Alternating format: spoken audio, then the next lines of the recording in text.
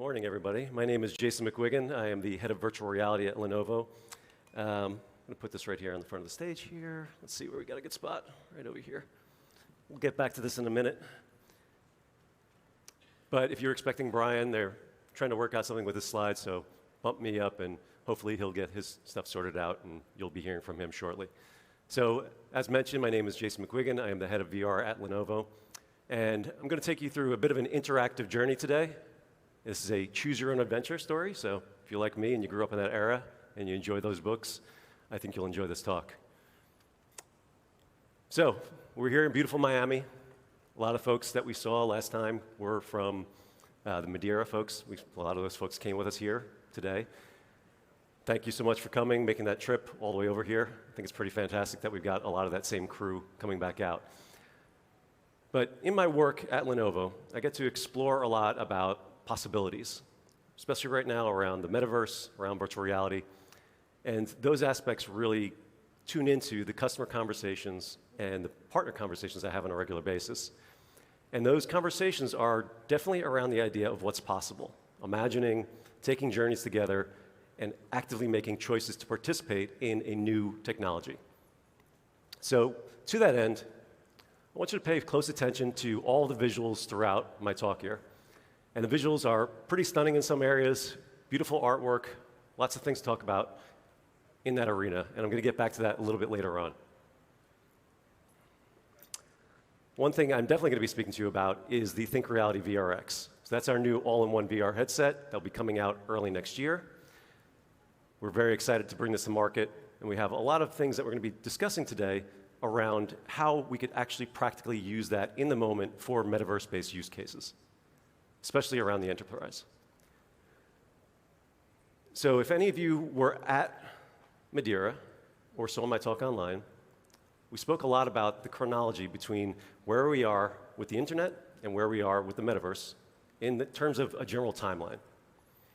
And that general timeline seems to be working out pretty good because right now we're in that doubting phase for a lot of folks.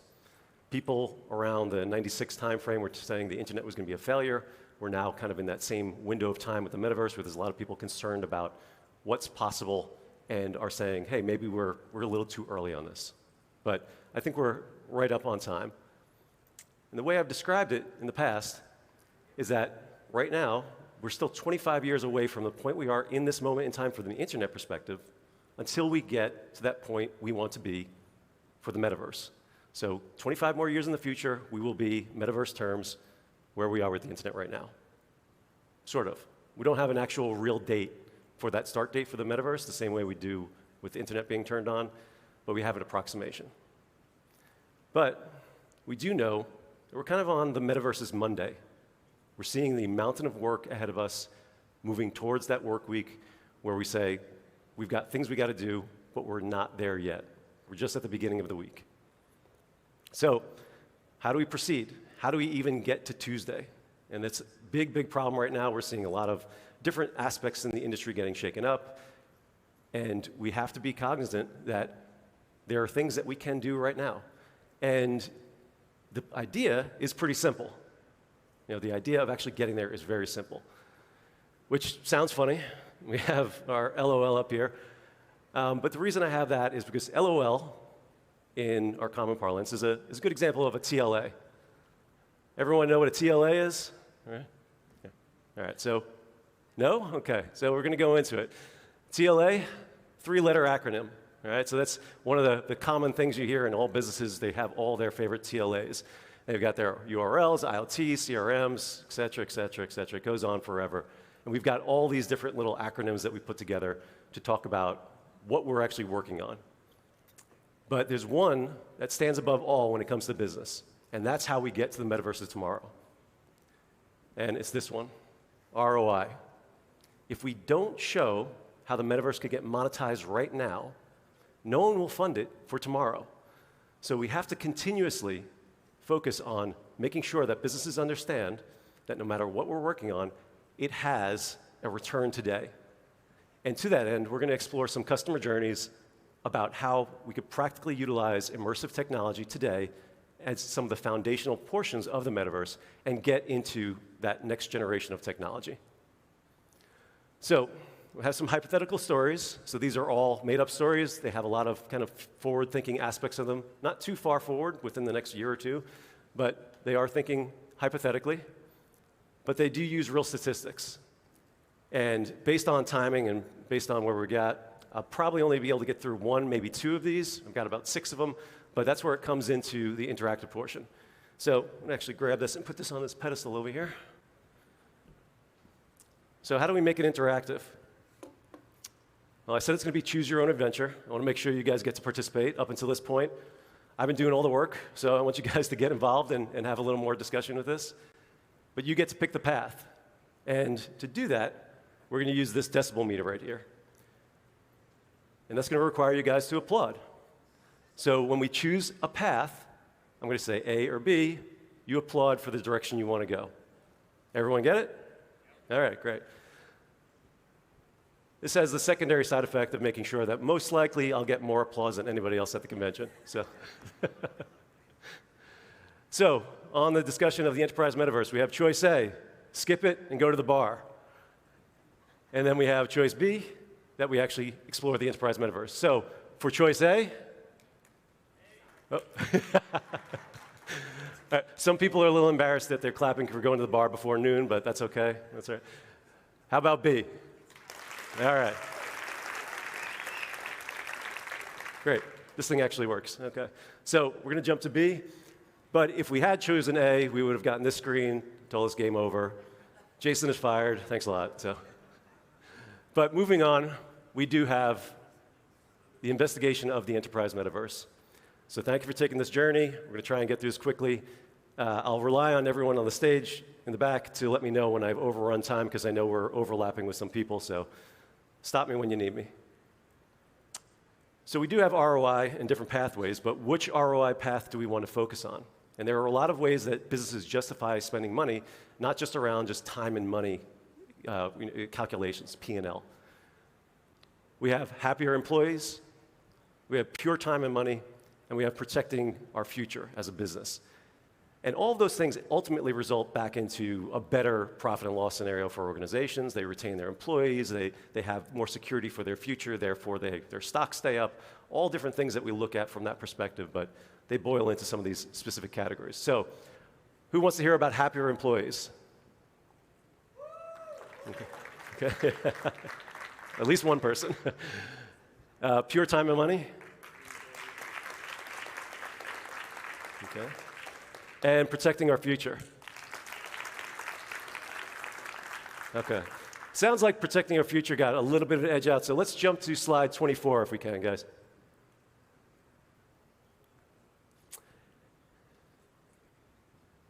So we're going to protect our future of our company, and we're going to hear from one of these 2 user journeys. We're going to hear from either Dr. Patel about mitigating risk or Carl Price about avoiding catastrophe. So if we want to hear about mitigating risk, okay. And how about avoiding catastrophe? Okay, pretty close. I think we're going to go with avoid catastrophe. Seemed like, again, slight edge.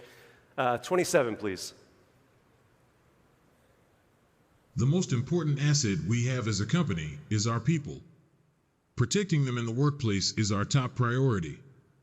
Some of our equipment and facilities do have inherent risk, so being properly and repeatedly trained on operational and safety procedures is something we invest in heavily. In addition to our employees' safety, damaged equipment due to misuse and the associated downtime of that equipment costs us millions of dollars every year. As the safety director, it is my job to reduce the likelihood of these events. This protects both the lives of our team members and the assets of our organization. So we're hearing from Carl Price. He is the global safety director for a very large oil and gas company. They have about 150,000 employees. And again, these are hypothetical scenarios, but I've based these on real-world companies. And they're looking to improve their safety and training aspects for their organization. And they have about 15,000 people that work in the field on some pretty dangerous equipment, but they're doing this training twice a year, so hopefully it mitigates some of that risk. But as they're going through this, they have general goals. They want to protect their employees, they want to protect their assets, and they really want to prevent disaster. So disaster in terms of an oil rig can be pretty immense. Employees want to be safer. An injury cost average in an organization about $150,000 for an injury for an employee. And that's from the time off or the actual injury itself, the direct and indirect costs associated. A fatality can be up to $1 million and further. And major incidences also can damage the brand. So we all remember the tragedy with the Deepwater Horizon from BP. That cost that organization not only the 11 lives of people, the workers there, which is very tragic, it also cost the brand and the company $71 billion over the course of 10 years. And a lot of that was due to human error and people not understanding the tasks or the things that they should be looking for. So training definitely would have helped, to some degree, help mitigate some of that. So Carl needs an action plan. He wants to reduce incidents. And if he could even lower that just a little bit, he can save the company a lot of money. They currently have classroom training. They decide it's not hands-on enough. They also have to help people travel to it or board them in the process. VR training, on the other hand, when he starts investigating it, finds out that it reduces work-related injuries by a massive 43%. So if you just take your $100 million it might cost you for an event and you drop that down by $43 million, you've got a significant savings right out of the gate. Workers have 275% more confidence in their abilities, and at 375 learners, VR training reaches cost parity with classroom training. So very quickly, you start to see the value there. So he decides he wants to move ahead with VR training. He needs to investigate various different softwares. And he looks at this from, oh, that was not me. Can we go back? There we go. So he looks at it from the perspective of software. They need specific training for their gear, for their particular oil rigs. So they work with their internal agency and on-hand developers and control system experts and come up with a plan to utilize the Unreal Engine to develop their custom content. He looks at the hardware on the market and he realizes that across the board, the devices are pretty similar. From a hardware perspective, very, very similar. So how does he differentiate who he's going to work with? Well, it happens to be that, like many other organizations throughout the world, Carl's company is already an existing Lenovo customer, so it makes them very easy for them to buy IT equipment from us, which this falls under. We also support their custom solution with our SDK, so there's a lot of aspects that work very favorably for Carl. And he makes this rationale around that why Lenovo, because it's built for the enterprise. Our devices, all of our services, all of our solutions are built for the enterprise. We're already a trusted partner with their organization. Our SDK supports their development goals. And we could also do the global development and deployment in the countries that his organization specializes in. And a lot of companies do not have that global reach that Lenovo has or can put devices in the same regions that we have. What really seals the deal for him, though, is the device as a service model. Lenovo's financial system will allow his organization to take his agency costs, his MDM, all of his development, his hardware, and bring that together in a bundle and amortize those costs over multiple years so it doesn't hit his singular CapEx expense in 1 year. So there's a great benefit for him and other organizations, and any of the organizations working with Carl get to realize their expenses on day one. Lenovo Financial takes all the risk on that. So that's a financial model that we're offering to some of our select customers on the enterprise level. And the outcome, of course, is that Carl is extremely satisfied. His global account manager made the job very easy, so not surprising. I'm telling you that he was very happy with this. And the employee benefits were, of course, improved safety, improved confidence. They felt valued by the company. But it comes down to the safer employees, the reduced aspects of incidents, and saving lives, money, and the legacy of the company. So that's Carl's story. Recognizing where we are on time, I think we're only going to have time for that one, but I am going to end up sharing a lot of these user journeys on social media, on LinkedIn, so I encourage you to take a look at those as we move forward. But to get this a little bit further down the road, I'm going to talk about a brief synopsis on the stories that you didn't hear about. So what we've learned overall is that organizations are able to recoup the money that they invest in VR, in their training today. But we did not hear from Deborah, who is Human Resources Director for a large chemical company. They're using VR training to train their leaders to essentially allow their employees to feel more comfortable in the workplace, having difficult conversations, things about inherent bias. Her organization is utilizing VR training for that. seeing great results from that. We have Hector, whose team is now separated across the world because of the pandemic, and he's using VR collaboration in order to bring those people back together to engage in those relationships that are so important, that formulate the idea behind why many people even stay with their jobs. And there's plenty of statistics out there that show people stay in jobs solely for the relationships they make within their organization. We didn't hear from Big Jim Weber. He works for an automotive plant, and he's handling the reskilling of all the union workers. So you've got all these union workers that are getting taken their jobs by automation. What do you do with those people when you need to keep them employed, but you've got automation coming in the way? Well, you use VR training to reskill those people and get them to upkeep and maintain the new robots that are doing their previous jobs. So not only are they safer, but they're also able to keep consistent legacy knowledge within the organization by capitalizing on upskilling those people rather than letting them go. We have Nina, works for a luxury jet manufacturer, and they're using it to dramatically decrease their design iteration time. Now, this comes from a real case study from Bell Helicopter, where they were designing a new helicopter previously in 5 to 7 years. They got that down to 8 months by using VR design.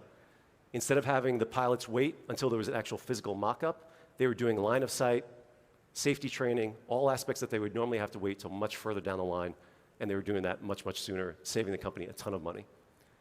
We didn't hear from Dr. Patel, surgical lead for a device manufacturer, and their organization is looking to prevent malpractice lawsuits and continuously train doctors in the utilization of their devices. A lot of people will go through training in person, and when they go through that training in person, it may be a long time before they actually utilize that training. So VR training allows them to, at will, go back and retrain themselves whenever they're comfortable and whenever they're ready. So I've got something I want to look at tomorrow. I can retrain today to make sure I'm refreshed, not having to go back to that main source. And we did hear from Carl, so we'll bounce on to him. So a little bit about why everyone chose the ThinkReality VRX, and this is general overview. Again, the specifications here, the things that we don't have listed up on screen because you can't see the front of the device, but true full color mixed reality pass-through, great high resolution screens, 2280 by 2280 per eye. We've got Qualcomm's XR2 Plus processor. That's from Brian's company that he was supposed to be talking to you about that, I think. Fully wipeable surfaces, built-in speakers, etc. All of these devices, our devices, the devices from Meta, Pico, HTC, very, very similar specs. So again, how do we differentiate ourselves? And that's the Lenovo difference. And we are the only company that could say a lot of these things because we are the only one that's focused solely on the enterprise. That is our one job at hand is to make sure the enterprise is satisfied with our products. And we focus everything about it from our security, our suppliers, our privacy aspects, and the environmental and safety aspects on what the enterprise needs. We've been working with them for decades. We know them inside and out. So we feel like when it comes to immersive technology in this space, we are the only logical choice. We have secondary services, some of our own acronyms like LISS, XRS, and DASS. That's LISS is Lenovo's Integrated Solution Support. XRS is our professional XR solutions team that will actually come in and help create content or do logistics support, device provisioning, things of that nature. And then the device as a service model I mentioned in Carl's example. But most importantly, it comes down to trust. Lenovo's created an identity around customers trusting us with their enterprise. And we capitalize on that absolutely as we're moving forward. So to close out the overall journey, I want to cycle back to what we were talking about in the beginning. We have some significant challenges. And the significant challenge right now we're talking about is how do we get to tomorrow? How do we get people to accept that the metaverse is a thing that's coming that they need to be aware of? Amy speaks about this fantastically. Every time I hear her talk, there's a lot of nodding and, yep, we're in the same page on this. We know that in order to get to tomorrow, we have to build the foundation today. But a lot of that comes with some major expense. And those major expenses are the things that people are trying to recoup. So you don't have ROI if you don't have the I portion, right? You have to make that investment before you get that return. But that investment can sometimes be too big for some organizations to bear. And a lot of that is based on the creation of high-quality content in the immersive space. And that high-quality content is heavily buoyed by amazing artists, graphic designers, 3D artists, people that spend an inordinate amount of time creating the content that make these living, breathing worlds. And if we want to get to that metaverse of the film and TV that we see, we need to spend a lot of time creating a lot of art assets. But we do have that challenge about who's going to make it. And I have a lot of experience in this myself. I was a creative director, chief creative officer, 3D designer for about 20 years, spent a ton of time in art spaces doing this exact sort of work. But I do know that if I had to go ahead and create all of the visuals that were in this presentation and do that myself, or pay for another organization to do it, or pay stock photography fees, or pay for the talent to do voiceovers, or pay for any of the other aspects associated with it, this would cost a fortune. But what if that was not a factor? And that's why I told you to take a look at the visuals throughout. The visuals throughout, every single picture, every person, the speaking, every aspect of it was created through generative AI. I did not open up a single application that allows me to do any artistry, even though I have a background in that. I said, nope, not going to touch it. And I allowed generative AI to create every single piece of artwork you see here. So there's an application or a bot called Midjourney, some of you may be familiar with, that I utilize to create some of these amazing pieces of art. And it has this very distinct style that you saw throughout. All of my things look kind of similar. But it's because I told it what I wanted, and then I told it how I wanted it to feel, or what I wanted it to feel like. You know, if I wanted it to be epic, or I wanted it to have drama, I gave those modifiers to it when I was describing the scene of what I wanted to see. So this is what comes up with Midjourney when I tell it the metaverse. This is what comes up when I say the metaverse in watercolor. How about the metaverse as if it were a Pixar film? Again, all of this just coming out in under 20, 30 seconds, just being pumped out. Amazing visuals. Metaverse if it were made out of cross-stitch. The metaverse if it was painted by Salvador Dali. And absolutely my favorite, the metaverse if it was created out of macaroni noodles. But even that one there, you see it looks like a really nice piece of 3D art that someone spent a lot of time on. And again, created by AI in seconds. So what if we can get to that point with generative AI where it's not just doing still images? What if we can think about that in the abstract and say, we could do it with identities, we could do it with places, with virtual worlds, with 3D objects. Now the data set for that is much larger. The exponential jump between 2D and 3D is huge. But we are starting to see that path, and that's going to surprise and maybe supplant a lot of people. There's a lot of creatives in this audience, and it can get a little scary. So one last question for everybody. Want to know if you feel like generative AI is amazing based on your knowledge and what you've seen, or is it creepy?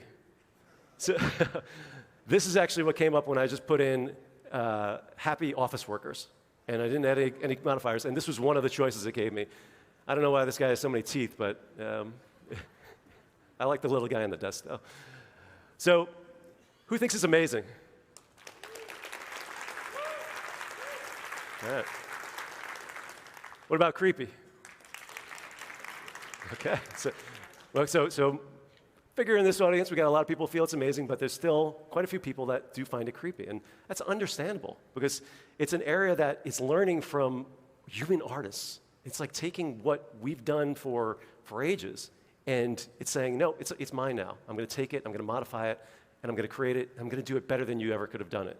You know, that's the creepy and scary part. It's like, I was a good digital artist, but there's no way I could do any of these things at this level.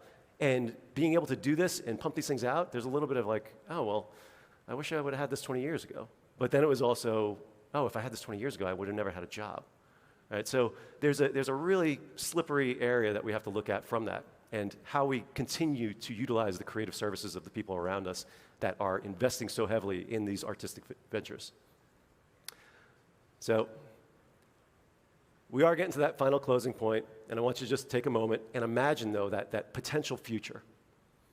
You put on your VR headset in 2035, maybe it's a pair of contact lenses, maybe it's a pair of sunglasses, and you speak to it like you would your Alexa your Google Home and you say, I want to be on a beach in Tahiti.